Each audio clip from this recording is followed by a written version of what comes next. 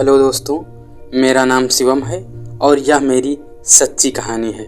कहानी आज से लगभग 1 साल पहले की है। मैं पला बढ़ा तो गांव में ही था, लेकिन आगे की पढ़ाई पूरी करने के लिए 5 साल पहले शहर आ गया था। और अब वो वक्त आ चुका था जब मैं अपनी पढ़ाई पूरी करके गांव वापस जाने वाला था। लखनऊ स्टेशन से अपने गांव का टिकट लेकर मैं इतना खुश था जैसे मुझे सारी दुनिया मिलने वाली हो। और लगभग 1 घंटा इंतज़ार करने के बाद मेरी ट्रेन आ गई और मैं ट्रेन में बैठ गया। बस 2 घंटे बाद ट्रेन गांव के पास वाले स्टेशन पर पहुंच गई। वहां पहुंचते ही जैसे मुझे बचपन की सभी बातें याद आने लगी हो। मेरी पलकें रुक सी गई। मन बहुत खुश था। मुझे ले जाने के लिए बड़े भैया पहले से ही स्टेशन पर मेरा इंतज़ार कर रहे थे। थोड़ी देर में मैं घर पहुंच गया। माँ जी ने मेरी आरती उतारी, बहन गले से लग गई, पापा के पैर छुए। धीरे धीरे सबसे बात करते हुए शाम हो गई। सब लोग इकट्ठा बैठे थे। सब मुझसे शहर की वेशभूषा और पढ़ाई लिखाई की बातें पूछ रहे थे। माँ ने कहा, शिवम थक गया होगा, बाकी बातें कल कर लेना। सब लोग खाना खा के सो जाओ। फिर अगले दिन 5 साल बाद मैंने गांव की वो सुबह देखी। वही बचपन वाला सूरज, वही गांव की मिट्टी की सुगंध, वही चिड़ियों की चहचहाट, जैसे सब मन को बहुत सुकून सा दे रहा था। सुबह के करीब 7 बज रहे थे। मैं उठ के गांव की मेन सड़क पर टहल रहा था। तभी मैंने देखा सामने से 2 लड़कियां बात करते हुए चली आ रही थी। दोनों मेरे पास से गुजर रही थी। तभी मेरी नज़र बाईं ओर चल रही लड़की की नज़र से टकराई। हम दोनों एकटक देखते रहे एक दूसरे को बहुत देर तक। मैं चलते चलते आगे निकल गया। मैंने पीछे मुड़कर देखा तो वह भी मुझे देख रही थी। मेरा दिल बहुत जोरों से धड़क रहा था, जैसे अजीब सी सनसनाहट सी हो रही थी मेरे बदन में। मुझे पता चल गया था कि मैं उसे पहली ही नज़र में दिल दे बैठा हूँ शायद। और वो भी। मैं तुरंत घर आया और एक बच्चे से पूछा, बेटा ये लड़की किस घर में रहती है? बच्चा बोला, ये राजेंद्र चाचा की बेटी है, इनका गांव घर के पूरब की तरफ है। बस मैं शाम होने का इंतज़ार कर रहा था और मेरा वक्त काटे नहीं कट रहा था मुझसे। करीब 6 बजे मैं टहलते हुए उसके घर की तरफ पहुंचा। देखा तो वो छत पर कपड़े उतार रही थी। बस मैं वहीं रुक सा गया और एकटक उसको निहारने लगा।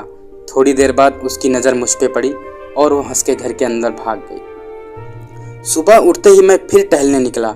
मुझे पूरा यकीन था वो ज़रूर आएगी, और वही हुआ। वो अपने वक्त पर अपनी सहेली के साथ आ रही थी। पास पहुँचते ही मैंने अपना नंबर पर्ची में लिखकर ज़मीन पर डाल दिया और आगे चलता गया। मैंने यह भी नहीं देखा कि उसने वो पर्ची उठाई भी है कि नहीं। थोड़ी देर बाद मैं घर पहुंचा और बस बार बार फ़ोन की ओर देख रहा था कि कब उसकी कॉल आ जाए। आज 2 दिन बीत गए, उसकी कॉल नहीं आई थी और ना ही वो टहलने आई। मुझे लगा शायद उसे बुरा लग गया होगा या फिर उसके दिल में मेरे लिए कुछ नहीं होगा। मैं यही सब सोच रहा था। तभी अचानक मेरे फ़ोन की घंटी बजी। मैंने झट से फ़ोन उठाया। उसने कहा, हेलो। इतनी मीठी आवाज़ जैसे हेलो सुनते ही मैं कहीं खो सा गया। फिर एकदम से हड़बड़ाते हुए मैंने कहा, हाँ कौन? उसने कहा, वही सुबह टहलने वाली लड़की। हंसते हुए बोली वो। मैं भी हंसने लगा। मैंने कहा, तुम्हारा नाम क्या है? उसने कहा, पूनम। उसने मुझसे पूछा, आपका नाम? मैंने कहा, शिवम। मैंने कहा, आज 2 दिन बाद फ़ोन किया? मैं कल से तुम्हारा इंतज़ार कर रहा था। उसने कहा, पापा की तबीयत ख़राब थी इसलिए नहीं कर पाई। मैंने कहा, कोई बात नहीं। लगभग 10 मिनट तक बात की हम दोनों ने। मैंने कहा, कल शाम को मिल सकती हो? मेरे घर कोई नहीं रहेगा, सब शादी में जा रहे हैं। उसने कहा, पूरी कोशिश करूंगी आने की। अगले दिन शाम को उसने अपना वादा पूरा किया और वो करीब 6 बजे आई। उसकी सहेली भी साथ थी। मैंने चाय पिलाई उसे। उसके काफ़ी देर बाद तक गाँव और पढ़ाई लिखाई की बातें करते रहे हम दोनों। लगभग 1 घंटा हो गया बात करते हुए। उसने कहा, अब जा रही हूँ वरना पापा बहुत डांटेंगे। मैंने भारी मन से कहा, ठीक है, अब कब मिलोगी? उसने कहा, कल सुबह 4 बजे गांव के बाहर मेरे ट्यूबवेल पे आ जाना, टहलने के बहाने। मैंने कहा, ठीक है। मैं अंदर ही अंदर बहुत खुश हुआ। उसके जाने के बाद रात भर मुझे नींद नहीं आई। बस सुबह 4 बजने का इंतज़ार कर रहा था। 4 बजते ही मैं ट्यूबवेल पर पहुंच गया। बस 5 मिनट बाद पूनम भी आ गई और वह अकेली आई थी। जैसे ही पूनम पास आई, मैंने उससे कस के अपनी बाहों में जकड़ लिया। उसके माथे पे किस की, होठों को चूमने लगा और खूब जोर से उसकी पीठ पर हाथ फेरने लगा। थोड़ी देर बाद पूनम भी पागल सी होने लगी। उसने मुझे दबा के मेरे पूरे बदन पर किस करते हुए मेरे सारे कपड़े निकाल दिए और अपने भी कपड़े उसने खुद ही निकाले। जमीन में उसने अपना दुपट्टा बिछाकर मुझे उस पर लेटने को कहा। लेटते ही पूनम मेरे ऊपर बैठ गई और थोड़ी देर बाद मेरे लिंग को रगड़कर उसके साथ खेलने लगी। मैं भी लेटे लेटे उसके सभी नाजुक अंगों को सहला रहा था।